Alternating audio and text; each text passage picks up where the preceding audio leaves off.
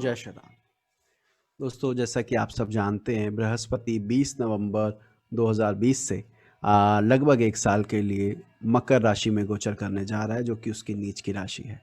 इस स्थिति का आपके लग्न पर, आपकी राशि पर, आपके नक्षत्र पर क्या-क्या असर पड़ सकता है, उसको लेकर एक श्रृंखला हमारी चालू है।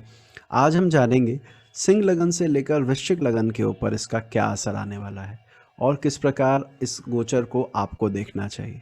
क्योंकि नॉर्मली ये माना जा रहा है गुरु नीच का हो रहा है तो एक भय का माहौल बन रहा है दिल और दिमाग पर कि ये नेगेटिव होगा। किन के लिए नेगेटिव होगा, किन के लिए काफ़ी पॉजिटिव होगा, वही जानेंगे इस सीरीज़ में। अब और विलंब ना करते हुए आइए आरंभ करते हैं आज की यात्रा और जानते हैं कि इन 4 लग्नों पर क्या असर होने वाला है गुरु के गोचर का।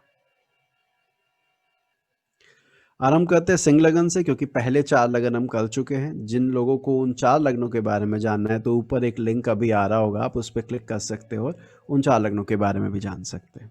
और उसका लिंक नीचे इस वीडियो के कमेंट सेक्शन में भी आपको मिल जाएगा। वीडियो की डिटेल्स में भी हम उस वीडियो का लिंक डालेंगे। तो सिंह लगन के लिए कैसे देखें? देखिए, सिंह लगन के लिए, सिंह लगन किनका होता है? जिनके लगन में 5 नंबर लिखा हो, इसे लग्न कहा जाता है, फर्स्ट हाउस को। अगर यहाँ 5 लिखा है तो आपका सिंह लगन है। तो अगर आप पत्रिका नहीं समझते और आपने इतना भी अगर आपको पता है तो ये वीडियो आपके लिए है। आगे बात करते हैं। गोचा जानने से पहले ये समझ लीजिए गुरु इस लगन के लिए होता कैसे है। गुरु की एक राशि त्रिकोण भाव में आती है, पंचम भाव में आती है, जो गुरु की मूल त्रिकोण राशि भी है। इस वजह से गुरु को इस कारण शुभ माना जाता है। पर इसी गुरु की एक राशि अष्टम भाव में भी आती है, जिसको अच्छा नहीं माना जाता। तो एक कंफ्यूजन रहती है कि इसको हम अच्छा ले या बुरा ले।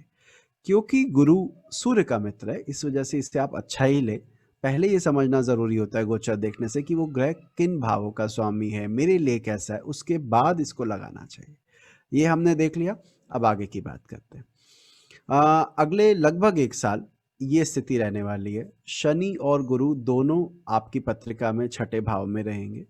राहु दशम भाव में रहेगा, जिसे बहुत अच्छा माना जाता है कर्म के लिए। और सुख भाव में केतु रहेगा, जिसे घर को लेकर कुछ चिंताएं रहती हैं। आगे इसके बारे में बात करेंगे। तो फिलहाल ये जानते हैं कि अब ये गुरु क्या करने वाला है। देखिए, बुद्धि भाव का स्वामी संघर्ष भाव में संघर्ष के स्वामी के साथ बैठेगा तो हम बोलेंगे आपकी कॉम्पिटिटिव एग्जाम में आपको सक्सेस मिलेगी। अगर आप स्टूडेंट हैं तो आपको फ़ायदा रहेगा। अगर आप बिजनेसमैन भी हैं तो इस अवधि में दिमाग लगा के कंपटीशन में आप आगे बढ़ेंगे, टेंडर आपके नाम के निकलेंगे, या अगर आप प्रयास करेंगे तो अपने कंपटीटर को पीछे छोड़ सकते हैं। ये उस अवधि के लिए, उस चीज़ के लिए बहुत अच्छा है। अगर अष्टम भाव के स्वामी की तरह हम गुरु को ले और वो छठे भाव में यानी बुरे भाव में बैठा है, बुरे भाव के स्वामी के साथ बैठा है, तो ये विपरीत राजयोग का भी निर्माण कर रहा है। इसका क्या अर्थ है? इसका अर्थ ये है कि एक बार स्थिति हाथ से जाती हुई लगेगी इस समय में कि अरे अब ये हम काम कैसे करेंगे, काम हाथ से छूटता नजर आएगा। लेकिन परमात्मा की कृपा से वो क्षणिक माहौल आपकी ग्रोथ में बहुत फायदा देगा। कई बार ऐसा होता है ना कि हम किसी एक चीज़ को छोड़ना नहीं चाहते हैं, पर परमात्मा हमसे वो छुड़वाना चाहता है, क्योंकि उसके पास हमारे लिए कोई बड़े प्लान होते हैं। तो ये कुछ वैसी ही अवधि होगी कि जहाँ पर हम उसे नहीं छोड़ना चाह रहे, पर मजबूरी में छोड़ना पड़ा, पर उसके बाद जो हमें मिला वो हमारे लिए बेहतरीन था। तो इस वजह से इस टाइम पीरियड को हम अच्छा मानेंगे। रोग स्थान में गुरु शनि के गोचर को दीर्घकालिक रोगों के लिए देखा जाता है, अर्थात ऐसे रोग होने की संभावना है जो फिर लंबे चलें, जैसे कि डायबिटीज़ हुआ, बीपी हुआ, अर्थराइटिस हुआ। तो अगर आपको इनमें से किसी भी तरह का कोई हल्का-फुल्का भी डर है तो अपना फिज़िकल चेकअप करवाएँ। और अगर कुछ निकलता भी है तो अभी से ध्यान देने की कोशिश करें, क्योंकि अभी शुरुआत है तो कंट्रोल हो जाएगा। सप्तमाधिपति छठे भाव में है, अपने से द्वादश है, यानी जीवन साथी का स्वामी अपने से छठे जाना, अपने से द्वादश जाना और मेरे से छठे जाना, ये दिखाता है कि थोड़ा तनाव रहने के योग बनते हैं पति पत्नी में। लेकिन तनाव इस लेवल के नहीं होंगे कि जिसमें झगड़ा बहुत बढ़ जाए।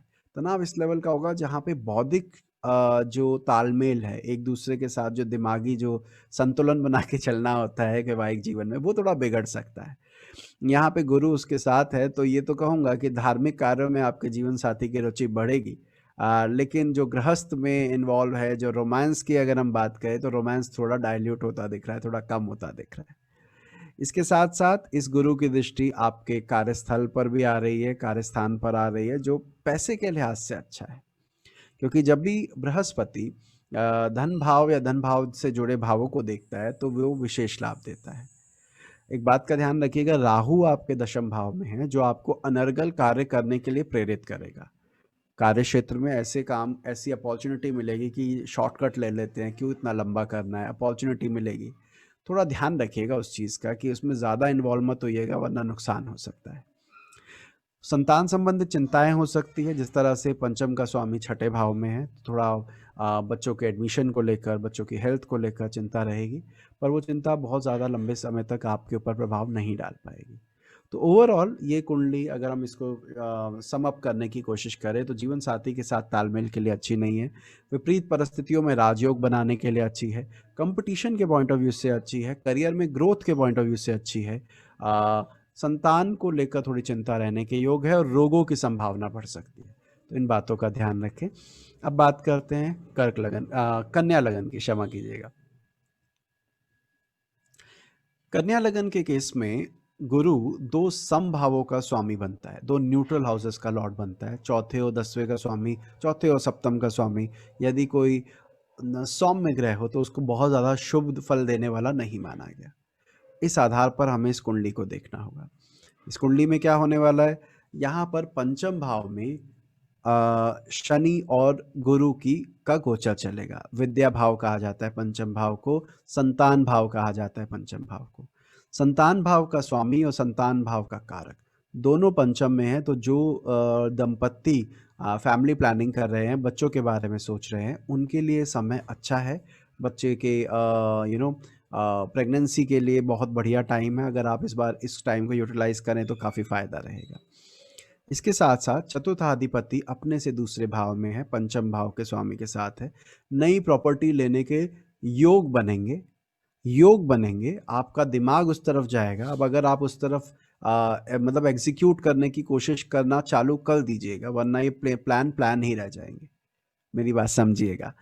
पंचम भाव बुद्धि का भाव है, मंत्रणा का भाव है। जब बुद्धि भाव में चतुर्थेश चलेगा तो स्वाभाविक है कि हम मकान बनाने, मकान के रिपेयर करने, रेनोवेशन, चेंज ऑफ हाउस, इसके बारे में सोचें, लेकिन एग्जीक्यूशन के लिए आपको काम करना पड़ेगा, ये दिखता है।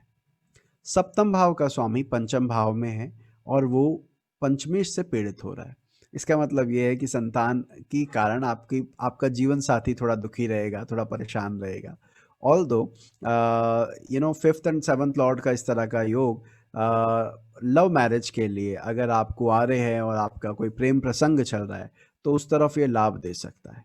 एक बात का और ध्यान रखिएगा, अगर पुराना है तब तो ये फायदा देगा, लेकिन अगर नया कोई प्रपोजल इस समय बनता है तो पीछे छानबीन कर लीजिएगा कि जो सामने वाला पक्ष बता रहा है, लड़की या लड़के का बैकग्राउंड जो है, वो जैसा हमें दिखाया जा रहा है वही है क्या, क्योंकि इस समय में ना धोखे होने के योग है, क्योंकि सप्तमाधिपति नीच का है। ध्यान रखिएगा इस बात का। तो मैं दोबारा बोलूँगा, अगर पुराने संबंध है तो शादी होने के योग है। अगर इस समय कोई संबंध बनता है तो बैकग्राउंड अच्छे से निकलवाइएगा, क्योंकि ये रिश्ता बहुत ज़्यादा लाभ आपको देता नहीं दिख रहा है। चतुर्थ के बारे में बात करी हमने, घर के बारे में बात करी हमने। हाँ, एक और चीज़, पंचम भाव में बृहस्पति का आना, पंचमेश के साथ बैठना आपकी पढ़ाई के लिए अच्छा है, कार्यक्षेत्र के लिए अच्छा है। कार्यक्षेत्र में दीर्घकालिक उन्नति के योग है, लॉन्ग टर्म ग्रोथ के योग बन रहे हैं, क्योंकि ये दोनों ग्रह आपके लाभ भाव को देख रहे हैं, तो लाभ भाव की वृद्धि करने के योग है। गुरु की दृष्टि लगन पर आना, पंचमेश के साथ बैठना मान सम्मान की प्राप्ति के भी योगों को दर्शाता है।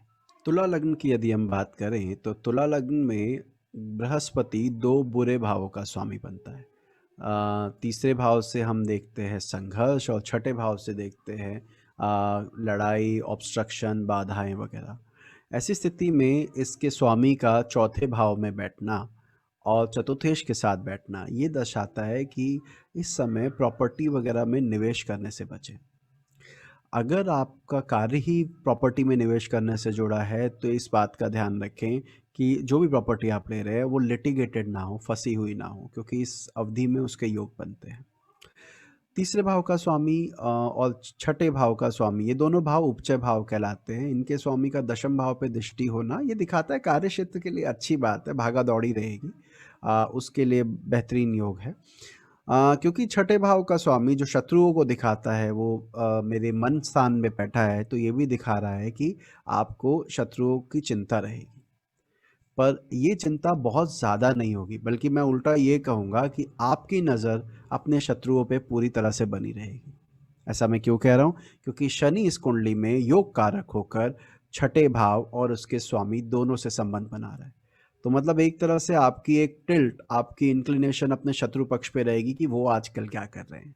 तो उसी के अनुसार आप काम करेंगे।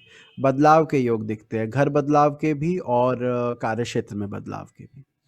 इसके साथ-साथ ये गुरु शनि अष्टम भाव पर भी गुरु की दृष्टि आती है। छठे का स्वामी अष्टम भाव को जब देख रहा हो, तो हम पैसे उधार देने से मना करते हैं। कोशिश कीजिएगा आप अपने हाथ से पैसे किसी को उधार ना दें, वो पैसा फँस सकता है। ये यहाँ नज़र आता है। शनि की लगन पे दृष्टि ओवरऑल ये दिखा रहा है कि तुला लग्न वालों के लिए इतना बुरा वक़्त नहीं चल रहा है। थोड़ा बहुत कष्ट ये जो मैंने आपको बताया प्रॉपर्टी को लेकर, माँ की सेहत को लेकर, या जो अभी मैंने आपको कहा कि पैसा उधार देने से बचने का आपको ध्यान रखना है। बाकी कोई चिंता की बात नहीं है, कार्यक्षेत्र के लिए शुभ है, वैवाहिक जीवन के लिए भी अच्छा समय चल रहा है, तो और कोई दिक्कत यहाँ पे नज़र नहीं आती। आगे बात करते हैं वृश्चिक लगन की।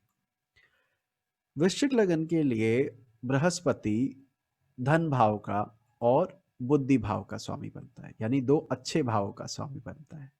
ऐसी स्थिति में तीसरे भाव में उसका जाना, तीसरे जो कि पराक्रम का भाव है, और तीसरे के स्वामी के साथ बैठना, ये दिखाता है कि इस समय हमें अपने खोल से बाहर निकलना होगा। इस समय हमें ज़्यादा प्रयास करने होंगे ग्रोथ के लिए।